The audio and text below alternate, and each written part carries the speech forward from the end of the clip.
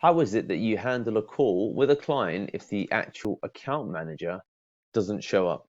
Hi guys, my name is Deepak Shukla, founder at the Pearl Lemon Group. We're a business growth and development agency based in the UK, USA, as well as serving clients worldwide. And here today, in day number 51, we're here to talk about those calls that happen when the account manager doesn't turn up or cancels or just can't make it last minute.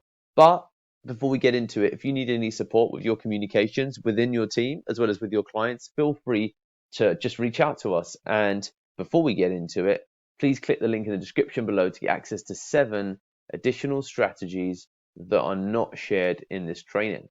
So look, fundamentally, there's going to be times when the account manager or really someone integral to the call just doesn't turn up or can't turn up, or there's some issues that mean that you need to take the call because the person leading the account is unavailable for whatever reason, and it needs to happen.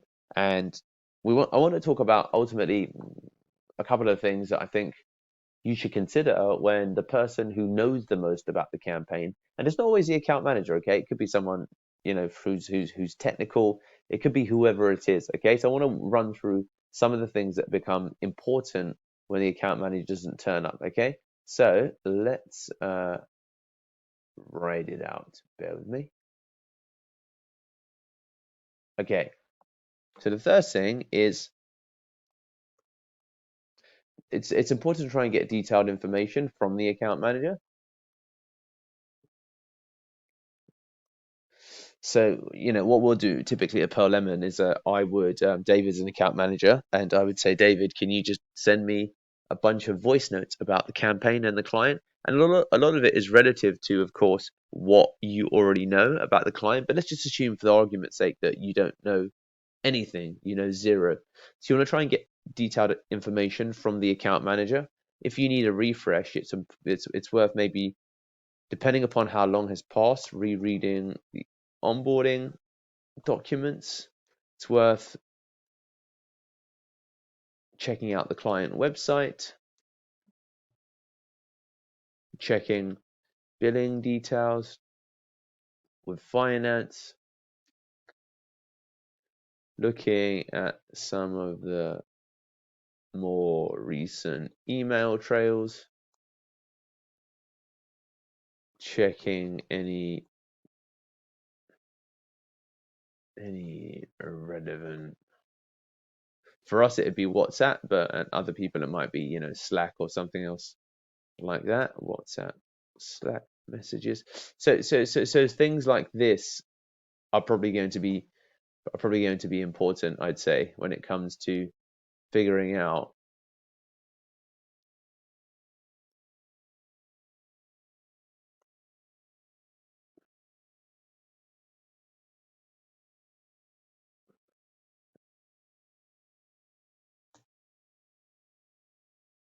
and trying to get this.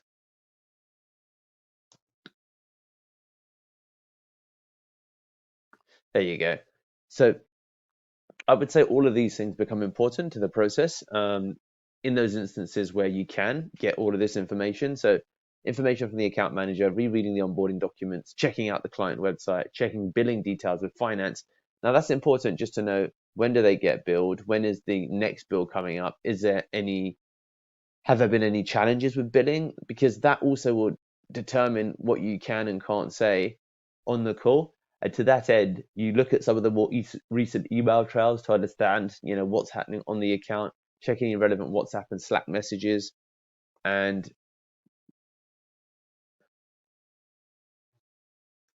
the detailed information from the account manager should contain, how it's going, what month of the campaign we're in, anything that we should know about going into the call, what the call agenda is, and anything of that ilk. Fundamentally, these are all things that are going to help these calls that happen. Now, let's say in some instances that you can't get access to any of the above because the account manager's away.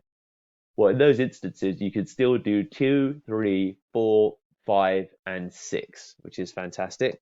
So I will say, even absent number 1, you can still do the rest, and that will mean that you can give still a somewhat decent account of how the campaign's going, and just be in a position to ultimately take on and answer any questions. And you could take a more global view of it, and just also, depending upon what the call is about, check in and just see how's it going. Can I help with anything? Is there anything you'd like for me to, discuss with David? David's just unfortunately had to got pulled into something last minute, a family thing, so he can't make it. But I can certainly pass on absolutely every message and get the follow up potentially today, but by latest this time tomorrow.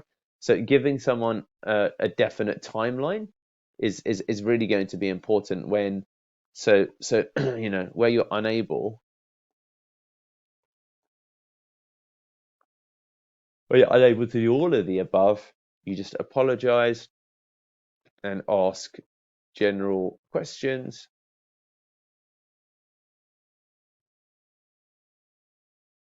and take information and pass it along.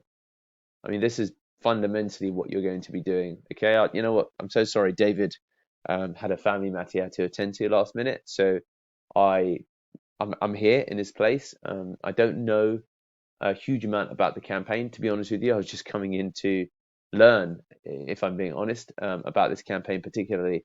With all of that in mind, I know that David's really good at following up, so I'm pretty sure, be back this afternoon or tomorrow. So I thought that maybe I could just hear from you things that you wanted to know from this call, and I can just take it back to David and make sure that it gets answered, and just find out more about how it's going, any issues, anything that's could be tweaked, and also if there's anything that's good or new items you want to discuss. So guys, do you see that that's what you can do in those instances? And number 8 is ultimately perfectly acceptable in the instances where 1 to 7 doesn't work or doesn't apply for whatever reason. So there you have it, guys. That's how to handle a call with a client if the account manager doesn't turn up. And please do, if you're enjoying these videos, please do just subscribe to the channel. I'd really, really appreciate it. And leave your comments with your takeaways below. Thank you so much.